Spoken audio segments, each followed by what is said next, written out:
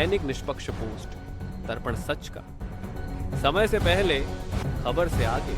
नमस्कार, आप देख रहे हैं दैनिक निष्पक्ष पोस्ट का डिजिटल वर्जन, जहां खबरें होती हैं साफ, सटीक और निष्पक्ष। नेताओं ने जिन्होंने जातीय जनगणना कराने की घोषणा की, 500 करोड़ रुपया बिहार सरकार का खर्च करके जातीय जनगणना कराया, उनके नियत कभी भी किसी जाति की मदद करने की नहीं थी। वो इस जातीय उन्माद को फैलाकर फिर से समाज में राजनीतिक रोटी सेकना चाहते थे।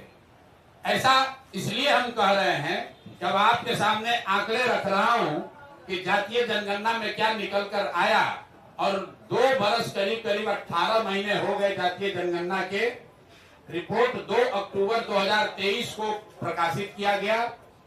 7 नवंबर 2023 को विधानसभा के पटल पर यह रिपोर्ट रखी गई और 22 नवंबर 2023 को नीतीश कुमार ने, तब तेजस्वी यादव के साथ जो सरकार चला रहे थे, मिलकर जातीय जनगणना के आधार पर 5 बड़ी घोषणाएं की।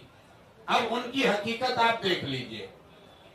जातीय जनगणना में सरकार ने ये माना कि 34% से ज्यादा लोग बिहार के गरीबी रेखा से नीचे आज भी रह रहे हैं। लेकिन ये महत्वपूर्ण आंकड़ा नहीं है। महत्वपूर्ण आंकड़ा ये है कि 30-35 साल से सामाजिक न्याय की राजनीति करने का दावा करने वाले लोग, इनके शासन के बाद भी जब जातीय जनगणना का रिपोर्ट आया, उसमें बताया गया कि 5% से कम, मैं फिर से रिपीट कर दे रहा हूं कि 5% से कम दलित और अति पिछड़ा समाज के 5% से कम लोग ही 12वीं क्लास पास करते हैं बिहार में। जिन लोगों ने रिपोर्ट बनवाया उन्होंने पढ़ा भी नहीं। सिर्फ 5% से भी कम दलित और अति पिछड़ा समाज के लोग 12वीं क्लास पढ़ते हैं। आरक्षण की लड़ाई लड़ने की बात करने वाले लोग 35 साल के बाद 0.93% अति पिछड़ा समाज के लोग आज सरकारी नौकरियों में हैं। 2 बरस पर इस पर कोई चर्चा नहीं हुई। तो जब नीतीश कुमार ने 22 तारीख को इसकी घोषणा की कि इस रिपोर्ट के आलोक में हम लोग क्या क्या करेंगे, तो एक चर्चा उन्होंने की जिसकी आप लोगों ने भी जिसको फॉलोअप किया कि आरक्षण की सीमा को 50 से बढ़ाकर 65 या 75 किया जाएगा। इसका हम लोग रिकमेंडेशन केंद्र सरकार को भेज रहे हैं। तो मैं अब पहला मांग ये कर रहा हूं नीतीश कुमार से कि भैया, केंद्र में भी तुम्हारी सरकार है और राज्य में भी तुम्हारी सरकार है, और सामाजिक न्याय के आप पुरोधा भी हैं। तो अब आप बता दीजिए कि जो आपने केंद्र में आरक्षण बढ़ाने का मांग यहाँ लिखित भेजा था, उस पर अभी स्थिति क्या है।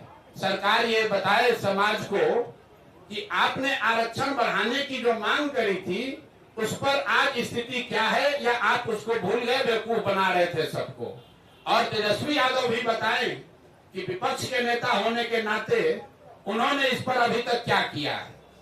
लेकिन दूसरा जो महत्वपूर्ण बात है जिस पर कम चर्चा हुई, उस रिपोर्ट के आधार पर 22 नवंबर 2023 को नीतीश कुमार ने घोषणा की कि 94 लाख परिवारों को, जिसमें हर जाति के गरीब लोग शामिल हैं, 94 लाख परिवारों को रोजगार के सहायता के लिए 2 लाख रुपए प्रति परिवार 5 वर्षों में किस्त के आधार पर दिए जाएंगे।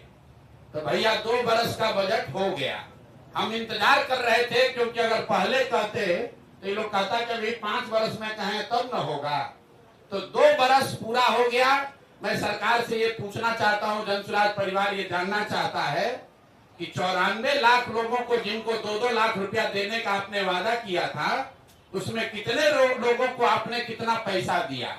और अगर नहीं दिया तो मान लीजिए कि जैसे आपके मोदी जी, आपके जो आजकल जिनके आप लाडले मुख्यमंत्री हैं, मोदी जी ने जैसे 15 लाख रुपया सबको देंगे का जुमला फेंका था, आप भी ये मानिए कि आपने भी ये बिहार के लोगों को जुमला दिया था कि 94 लाख परिवारों को, और इसमें सिर्फ किसी जाति विशेष के लोग नहीं हैं।